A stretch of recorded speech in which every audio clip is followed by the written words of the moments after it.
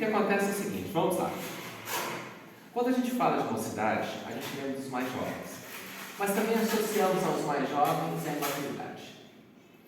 Porque sempre a gente olha as pessoas pelo estado físico que se encontram, pela maturidade que o corpo físico possui, e não pela maturidade do espírito, que é diferente. Nós não evangelizamos espíritos, nós evangelizamos crianças, e há um erro nisso daí. Há um erro nessa concepção. A nossa evangelização deveria ser de espíritos. Lembrar que às vezes ali nós podemos estar recebendo um espírito com uma bagagem muito alta que é a nossa, que temporariamente precisa, às vezes, do nosso apoio para poder crescer firme e forte. E às vezes a falta desse apoio é que faz com que ele encontre alguns caminhos deturpados até encontrar o seu caminho, encontrar novamente o seu eixo. Vamos dar um exemplo. Francisco de Assis. Francisco de Assis, nós sabemos pela própria vivência de Francisco de Assis que já era um espírito de escola mesmo antes de ter nascido.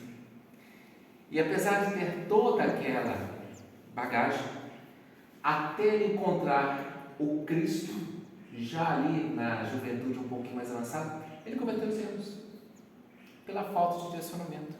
Sabe por quê? Porque muito do que nós fazemos hoje, nós fazemos porque nós temos, de certo modo, a bússola do Espiritismo a nos guiar, nossos pensamentos, guiar os nossos atos. Quando a gente perde essa bússola, a gente não sabe se o nosso imã interior vai direcionar na direção certa. Ou seja, aquilo que eu já construí já naturalmente surge. E às vezes surge quando a gente testa o errado e descobre que o errado não está certo. Ou seja, um espírito tipo Francisco de Assis, não é que ele queria viver testando as coisas, é porque ele ainda não conhecia o caminho. Então ele chegava a conseguir o caminho, não, isso aqui está errado, retornava, voltava para outro, retornava até que ele teve um sonho. E olha que coisa interessante, ele direcionou a vida dele com base em um sonho. E a gente, às vezes, tem sonhos espetaculares e não fala, vou mudar minha vida porque Cristo espera de mim um outro direcionamento. Então, olha que coisa interessante. A gente percebe que quando nós montamos uma evangelização infantil, quando nós montamos uma mocidade, o beneficiado somos nós mesmos. Em qual sentido? Se for dada a graça da gente reencarnar no Brasil, que eu acho que não vai acontecer, não vai acontecer provavelmente, porque o livro Brasil, Coração do Mundo, Pátria do Evangelho diz: o Brasil é o coração do mundo, a pátria do Evangelho. E como coração, nós sabemos que a função do coração é bombear sangue. Sangue somos nós somos os globos vermelhos, né? Bombear sangue para o corpo inteiro, que vai ter sangue que vai para o cérebro, que seriam aquelas nações que mais envolvem a parte tecnológica, vai ter sangue que vai para os músculos, que seria de repente a China aí, na sua capacidade produtiva nos dias de hoje. Mas não vamos com os nossos passaportes.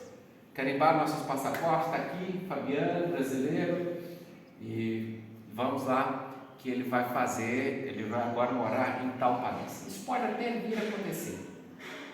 Mas, imagine que eu, amanhã, vá para a Alemanha e monte lá uma casa espírita para falar do Espiritismo para alemães. A chance de eu conseguir falar aos corações de alemães é muito pequena. Por quê? Porque eu sou um estrangeiro. Alguém que não tem aquela ligação cultural com os alemães. E se eu for para a Somália, se eu for para o Congo e lá tentar montar um centro espírita, eu posso talvez sofrer até perseguições, coisas desse tipo, né, conforme o local que eu vá, e mesmo assim eu não consigo falar para os corações. Vou falar para alguns corações que vão me ouvir, mas outros vão estar ainda surdos a essa voz. Agora imagina se eu desencarno e reencarno numa nação dessa. Sou criado pela cultura daquele país, desenvolvo nos hábitos daquele país, daquele povo, e um dia, não sei porquê, eu tenho mais facilidade para entender uma língua meio assim, local, mas uma língua portuguesa. Olha, eu tenho uma facilidade para entender o português, as palavras na leitura fazem mais sentido. Eu tenho dificuldade com o inglês, mas não tenho dificuldade com o português. A coisa flui melhor no português. Aí eu descubro, de repente, um espiritismo ali. E aí vou colocar aquilo que talvez eu leia, uma nova concepção da minha cultura. A cultura nova que eu listo. Ou mais, às vezes não vou conhecer o espiritismo. Está muito longe. O árabe está muito longe, a linguagem árabe está muito longe, por exemplo, do português. Não só foneticamente, como também culturalmente, etc. Então, quer dizer, eu poderia aprender o inglês, mas fica meio difícil aprender o árabe, como eu falo, aprender o português sendo árabe. Mas, se aquilo que eu vivenciei aqui tiver realmente trabalhado no interior, mesmo lá eu vou conseguir ter preceitos e conseguir visualizar, de repente, no Alcorão, coisas que eu consigo enxergar hoje na Bíblia à luz da doutrina espírita.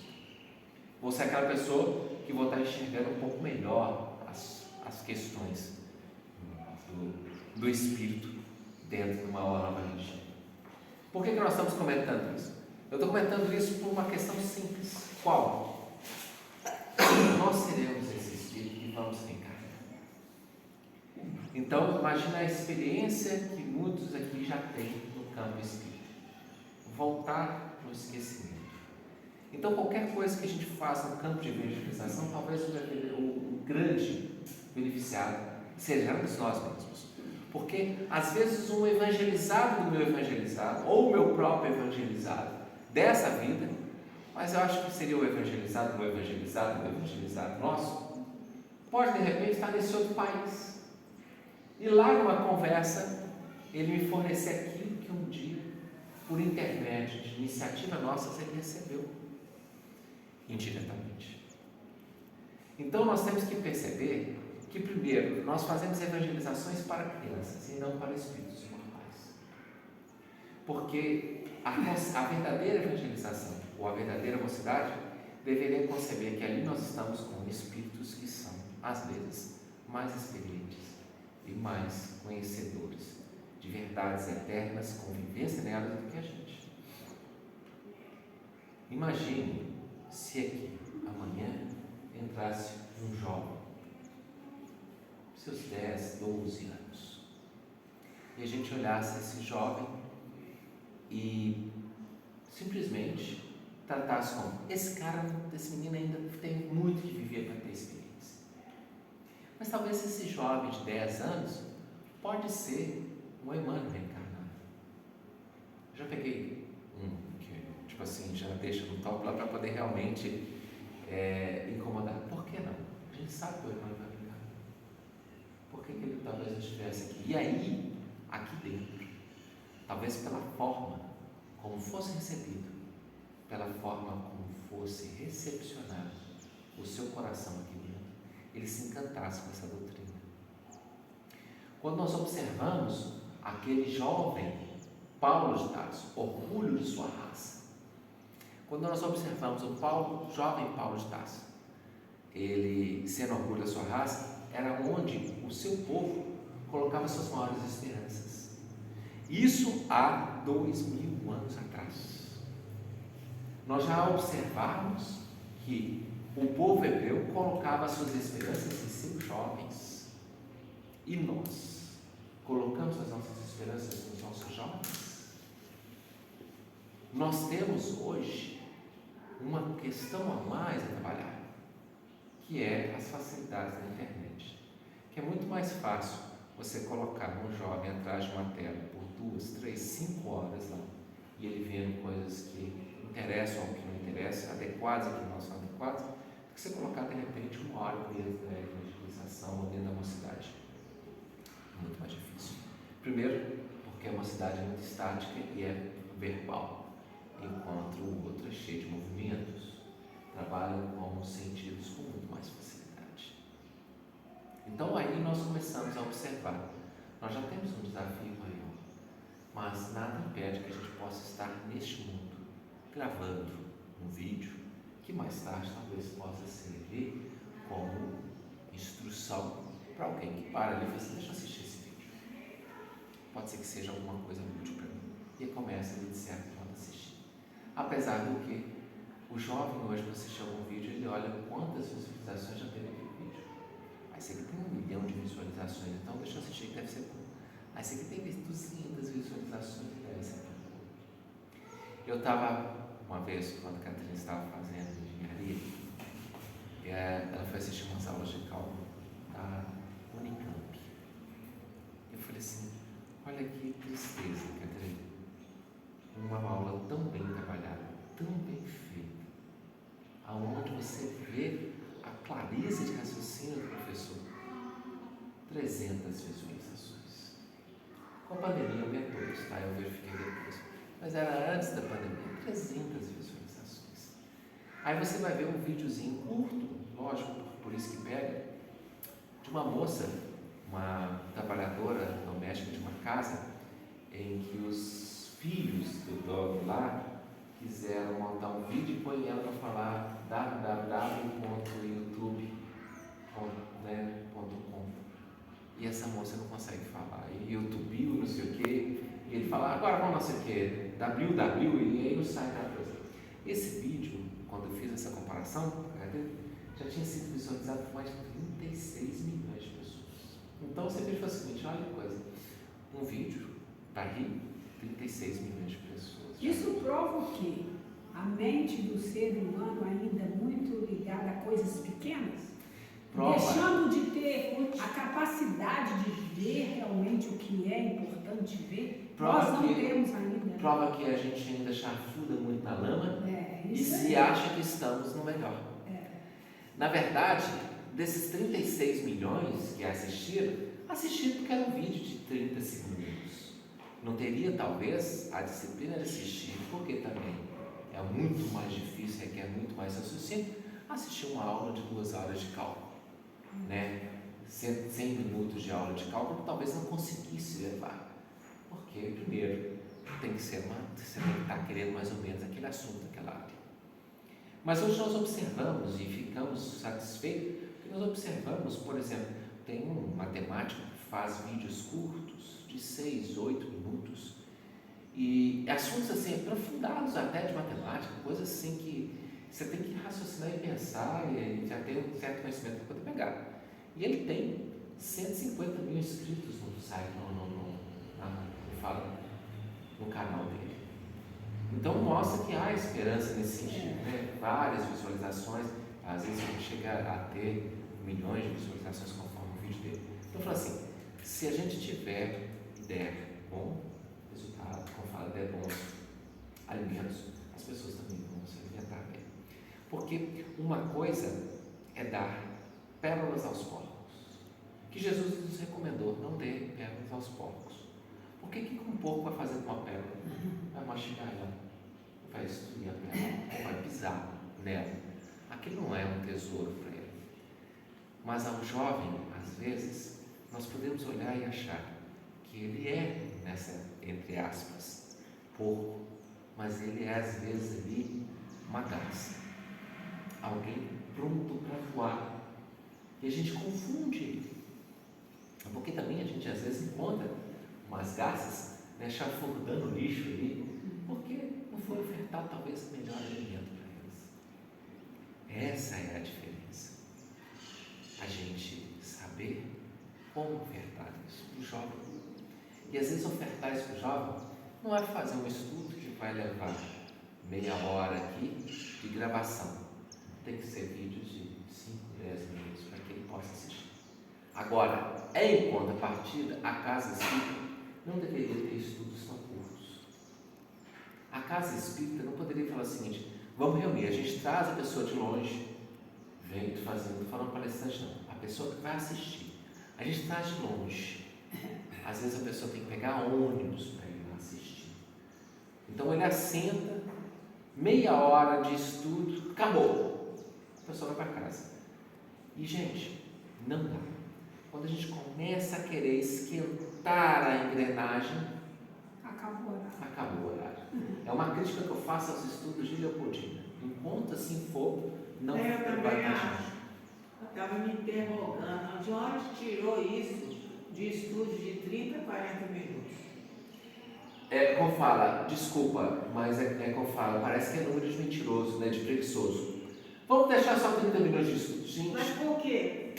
Não dá. Não, porque primeiro, você não aprofunda, a pessoa sai com uma fração do conhecimento e não quer se dedicar à doutrina espírita. Por que eu estou falando isso? Gente, eu venho de uma casa espírita de Belo Horizonte, chamada Manuel Felipe Santiago, que o estudo normal da casa, todos os dias, é 1h30. 1h30. 1h30, todos os dias. Por quê? Porque nós somos, lá em Belo Horizonte, conscienciosos que a pessoa gastou 1 hora de ônibus para chegar até a casa espírita. Pega 2 ônibus. Às vezes pega 2 ônibus, gasta 1h30 para chegar na casa espírita. Você está lá, vai embora para casa, quem que é isso? E olha, só para a gente ter uma noção, os estudos lá começam 8 horas da noite, vai até 9h30. Dispensa o pessoal para casa às 9h30. E ó, a casa lotada. Não tem nada. Quem precisar sair mais cedo, sai. Olha, o ônibus vai sair mais cedo, dá licença, eu vou com a espiritualidade embora.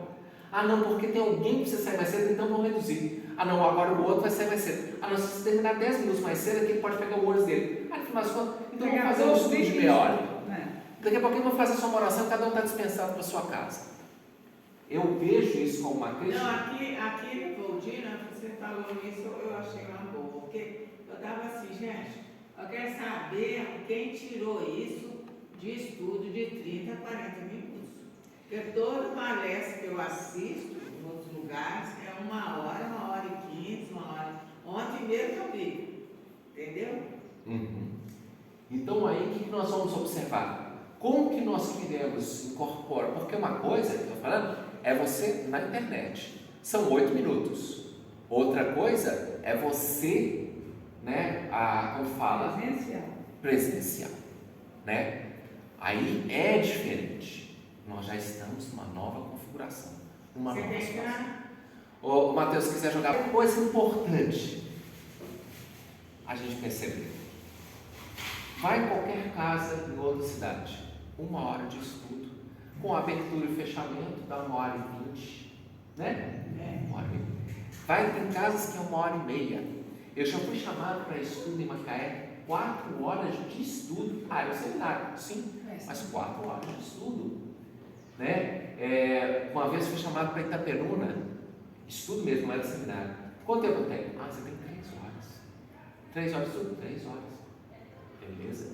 Dentro de uma casa espírita, um estudo na casa espírita. Esse era um estudo para um grupo fechado, mas eu tinha 3 horas. Nós fazemos um estudo do NEP 1h30. E na hora que a gente já fala assim, nós já passou 1h30. E ainda nós nem começamos. Então, às vezes, um estudo que nós fazemos 1h30, nós levamos 5, 6 semanas para conseguir terminar uma parábola de Jesus.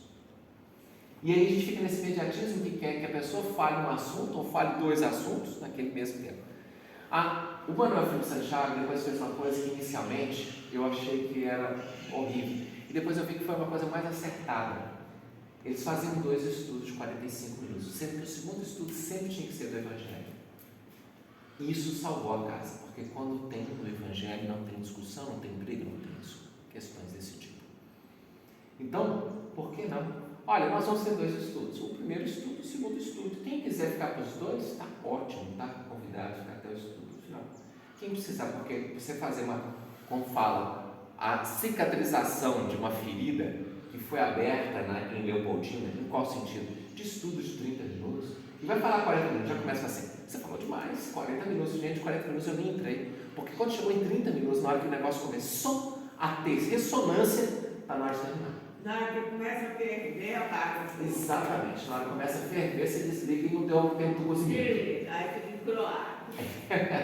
Excelente. E a pessoa que chegou ali triste, porque perdeu alguém na família, porque está com um problema sério, está com uma depressão e tudo, não foi nem um pouquinho consolada ou recebeu uma palavra de conforto para sair. Exatamente. Ela sai com a tristeza maior do que ela chegou, porque mexeu na ferida e não deu tempo de cicatrizar. Não.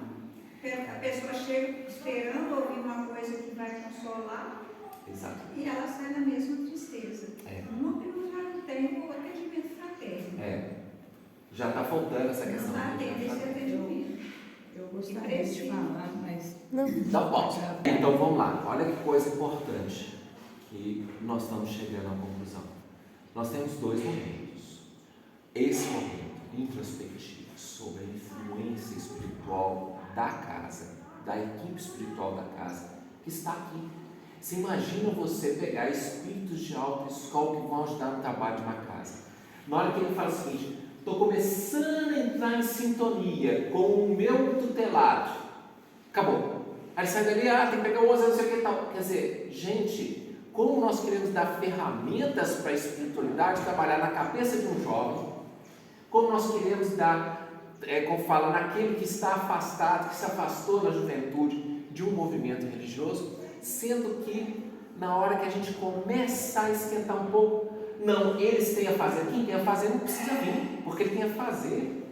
Agora, quem veio é porque quer receber o Evangelho. Então, o que acontece? Nós temos que pensar em relação a isso. Por que só? Gente, eu já fiz estudos em várias cidades, inclusive aqui da região. Um único dia, 30 minutos, 40 minutos, 40 minutos assim. Fala de 30 a 40, mas se você termina em 40, te chama atenção. Já fui chamado várias vezes a atenção, né? Porque Você estoura o tempo. é normal comigo, né? Ou seja, quando eu começo a ver que, nossa, eu preciso falar isso, eu vejo isso e falo assim, fala isso, aí leva 5 minutos a mais, vai para 35, vai para 40, na mesma hora, depois eu falo assim, olha, está demorando, porque tem outras coisas, tem passo, o pessoal tem que pegar umas coisas aí. Então nós vamos falar, o estudo é mais tempo, né? Ou seja, isso é tão entranhado, e eu acho que isso não é da espiritualidade superior, eu acho que é até investimento da espiritualidade inferior. Vou falar uma coisa, pode deixar gravado. Eu comecei a fazer um trabalho na casa espírita, de enquanto não chegavam as cartas dos consoladores, eu ficava falando do Evangelho, ficava falando dos princípios fundamentais da doutrina. Havia um estudo de 7 às 7h30, mas as cartas dos consoladores só iam chegar às 8h20. Não sei se vocês lembram, vocês sabem de qual casa eu estou falando. Eu só não vou falar qual é a casa, porque está na coisa, mas quem é da cidade sabe. Então as cartas dos consoladores chegavam às 8h20. E de 7h30 às 8h20, ficavam zum, aquela coisa e tal, as pessoas conversando outros assuntos, nada a ver. Porque tinha que aguardar. Só que aquela reunião também era o arcabouço espírito, como fala, vibratório para a reunião de hoje, para as cartas. Então eu me propus, durante toda a reunião, na hora que acabava o estudo de meia hora, eu ficava falando sobre o Espiritismo e coisas do Espiritismo até a chegada da carta. Na hora que chegava, eu fazia as últimas considerações e finalizava aquele assunto. Eu sempre, como falei, trabalhando de tal forma que ela pudesse ser interrompida. Joia. Fiz isso por mais ou menos uns 3 meses, né? Quando fui convidado a parar. Eles preferiram como fala, o zum e a falta de evangelho, sendo que estavam ali, do que a parte do evangelho. Mas lembrar da igreja de Antioquia, fundada pelo Saulo, como fala, Paulo, né? Jovem Paulo. Falou jovem porque ele estava com 30 e poucos anos ali, né? Na verdade, quando ele começou, já estava um pouco mais velho. Porque quando ele se tornou, de certo modo, cristão, ele estava com 30 anos. Mas aí ele fica 3 anos em silêncio e olhando para si mesmo no deserto. Depois 3 anos trabalhando como tecelão na cidade natal, também entendendo o Evangelho. Então, com 36, 37 anos, é que ele recebe a primeira lição de realmente montar aquela igreja em Antioquia. Só que essa igreja, por causa dessa questão da vivência e da vibração daqueles que estavam na casa, havia até fenômeno de voz direta, de tão importante. Quando vem Pedro e suscita que vá 2 trabalhadores ajudar na casa do caminho de Jerusalém que está com dificuldade, os 2 que se prontificam, e até então Paulo não falava, só ouvia. Ele estava trabalhador da casa cristã, mas ele só ouvia. ele não conseguia pôr o verbo para fora. A voz meio que murchava, ele precisava ainda estar em silêncio. Eu andei refletindo sobre esse fato, e é uma visão minha, que talvez ele tivesse que ficar em silêncio, porque se ele estivesse falando como ele começou a falar de repente em Antioquia, ele provavelmente não ia sair junto com Barnabé para os dois fazerem aquele trabalho. Não, olha, você não pode um trabalhador, não é palestrante, vai junto com o palestrante para você dar apoio para ele. Se fosse dois palestrantes, fica um aqui e vai um para lá. E aí o Paulo talvez não tivesse feito o trabalho que fez. Então o que acontece? É uma questão minha. Na verdade, tem muito além disso. Era a necessidade dele, era a necessidade de trabalhar o orgulho, porque ele era aquele que fazia sucesso nas tribunas. E aí ele vai para Jerusalém, depois esse processo vai fundar outras igrejas, vai para Neopatos, vai para outras e vai fazendo aquela questão. Onde ele foi, ele fundou uma igreja. Mas o mais interessante, ele fundou uma igreja para ele falar aos corações sequiosos, que iam lá para ouvir. Só para a gente dar uma noção do que eu estou querendo dizer com isso, tem uma localidade em que Paulo vai falar e vem o pessoal para ouvi-lo, e adivinha qual é o tempo que ele faz palestra? Quase que ininterrupta. 3 dias falando. Não, o que é isso? Vamos parar aqui. Não, quem vai para casa. Ele continuou falando durante 3 dias. E o texto bíblico demonstra que o grupo que estava a ouvir era o mesmo dos 3 dias. Vamos parar para o lanche, vamos voltar agora. Ou seja, ele fez uma cogel, né? Com a de carnaval, ele foi lá e foi falar, só que ininterruptamente, deve ter parado às horas, né? E a gente já fala assim, quando a gente vai para o cogel, a gente vai, né, para esses encontros, você fica o dia inteiro ouvindo estudo, você vai para um congresso, você fica o dia inteiro ouvindo estudo. Ah, não, estou falando demais, só meia hora. Gente, os estudos é 1 hora, vem o outro 1 hora, vem o outro 1 hora, e nem para lanche. Direto, quem quiser lanchar, lancha no meio do intervalo, qualquer coisa, tem um horário parado para o almoço, isso sim. Mas no meio das tardes não tem essa questão desses parados. E aí acontece, há um fato interessante para mostrar exatamente o que eu estou querendo dizer. E era um jovem. Quando Paulo começa a fazer essa pregação de 3 dias, um jovem, ele, assentado na janela, dorme, e ele estava no 3º andar, cai e chapuleta lá no chão. E aí, eles acreditam que o jovem morreu. O que eles continuaram fazendo no estudo? Não tinha nada a ser feito, o jovem tinha morrido, né? Continuam fazendo o estudo. Depois de 3 dias, no final do 3º dia, eles descem, na hora que chega lá embaixo, o jovem estava vivo. Ah, que bom que você está vivo e tal. Levaram ele, o jovem estava tranquilo, né? Gente, isso aí também, que é isso? Aí a gente olha para si.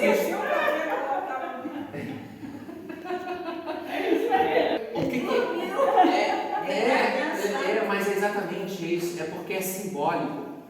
Nós temos 3 casas mentais. O tempo acho que não, mas essa simbologia, o jovem, o que acontece é o seguinte, nós temos o pavimento, primeiro andar, que é o complexo reptiliano, é o cérebro mais primitivo nosso. Aquele mais ligado àquelas sensações, não sei se você já repararam, o olfato é mais rápido que a visão. Por quê? Porque o olfato é bem primitivo, então ele tem um caminho mais rápido para o bulbo, a parte básica do cérebro, do que por outras coisas. Então você sente o cheiro, na mesma hora vem reminiscência de um passado muito distante. Quer dizer, o que despertou aquilo foi o cheiro. Está queimando o feijão. Ou seja, é o cheiro que despertou e com uma rapidez muito grande, e depois você tem que raciocinar o que aquele cheiro significa. Mas o cheiro é percebido com muita rapidez. Então o que acontece? Esse primeiro pavimento é o complexo reptiliano. Isso, essa casa mental, é a André Luiz que nos traz. O segundo pavimento dessa casa é aquele da vida cotidiana, da ação do dia a dia. Você faz as coisas quase mecanizadas, tudo mecanizado. E nós temos o terceiro pavimento, que é ligado aos povos frontais, que é ligado à casa superior. Nós observamos no Apocalipse, fazendo parênteses, em que dizem assim, os aqueles que serão salvos, aqueles que serão escolhidos, serão aqueles que trazem na testa o sinal de Deus. Só que o que é sinal de Deus na testa?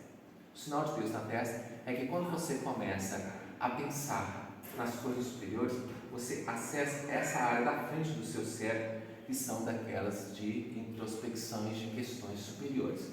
São chamados os lobos frontais.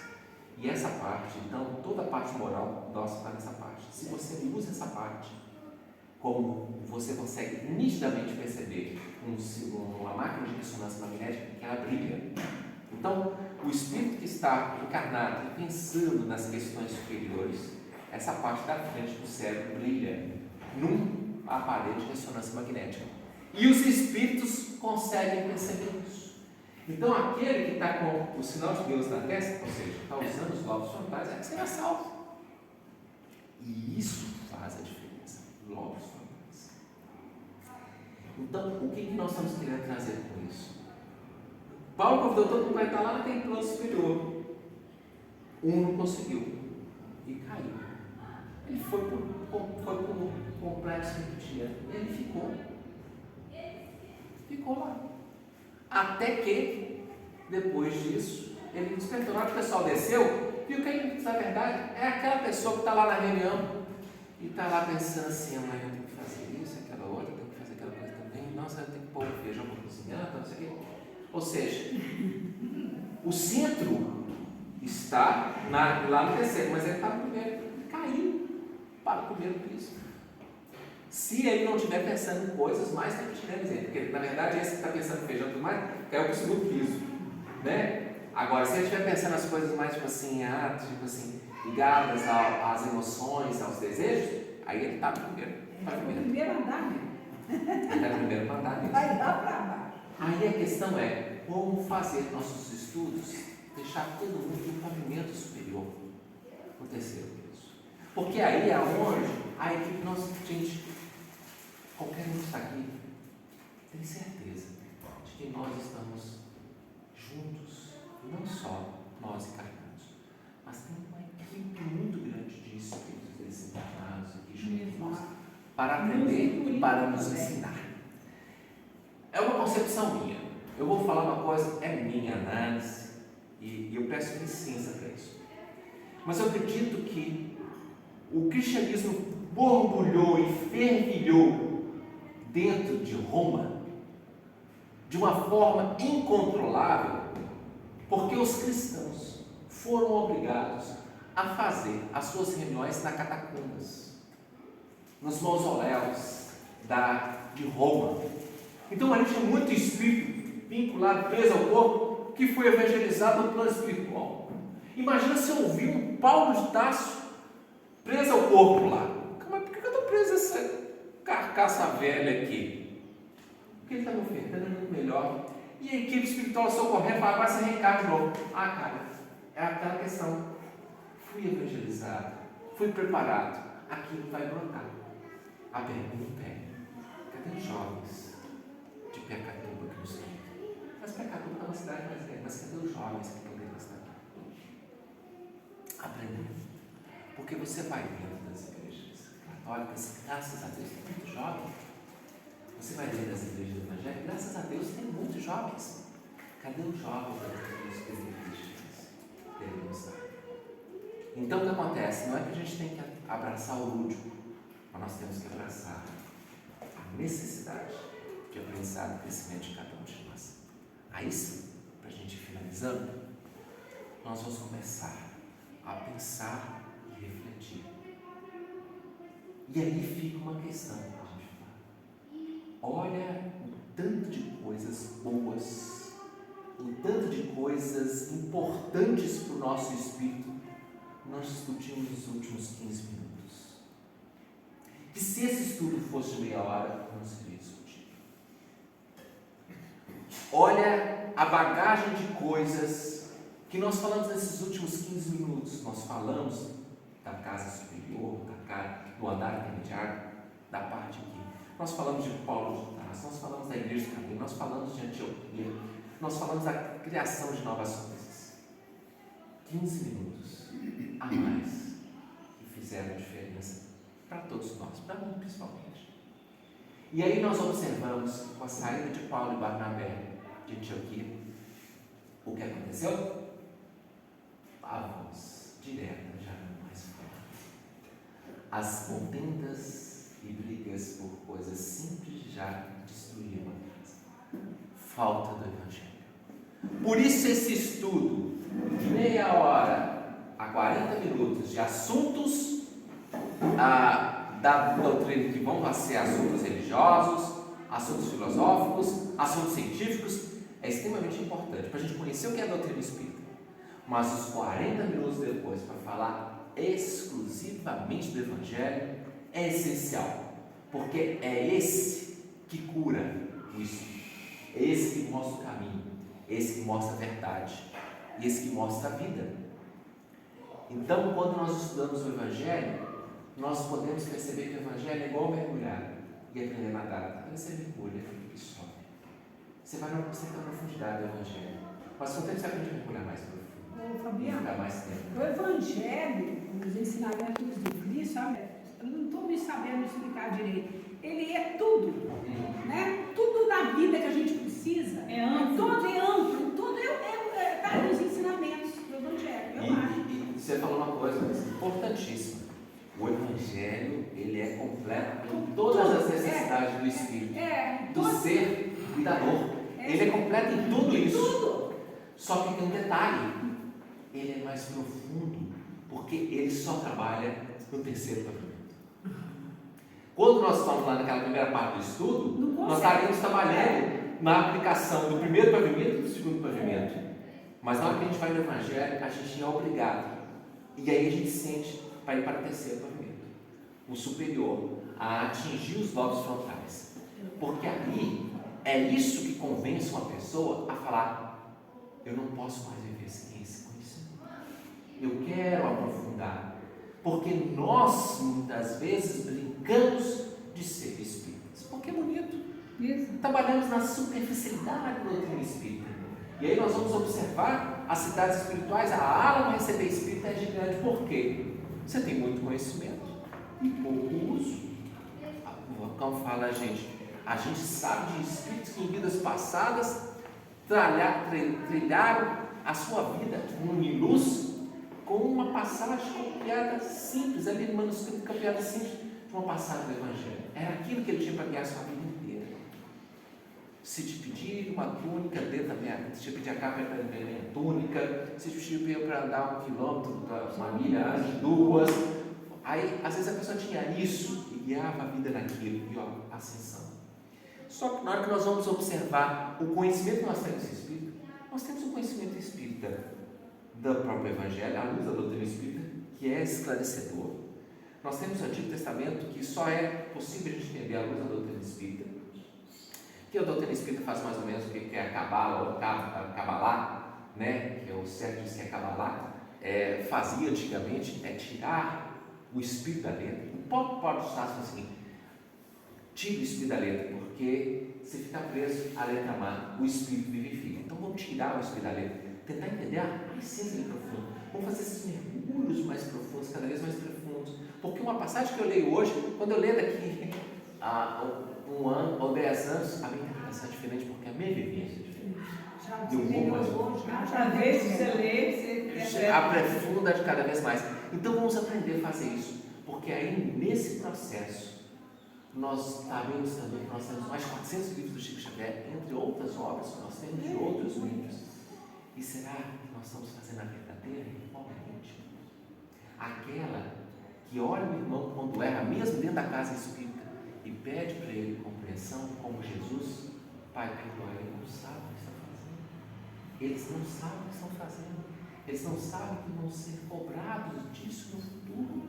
Porque qualquer obra assistencial, qualquer obra de evangelização, qualquer obra de evangelho na cabeça de um jovem, na cabeça de um adulto, que a gente se torna um empecilho, um dia não vai ser ninguém que vai cobrar, porque Deus é misericordioso, mas vamos ser nós que vamos cobrar. Na hora que a gente fala o seguinte: nossa, essa pessoa podia estar muito melhor agora e não está, porque eu, de certo modo, fui um empecilho para essa pessoa receber. Então, o que nós precisamos? Nós precisamos lembrar que qualquer sementinha que a gente planta, a gente vai um dia colher. Como hoje, eu fiquei extremamente grato ao Getúlio, que desencarnou, com uma bela música que ele fez.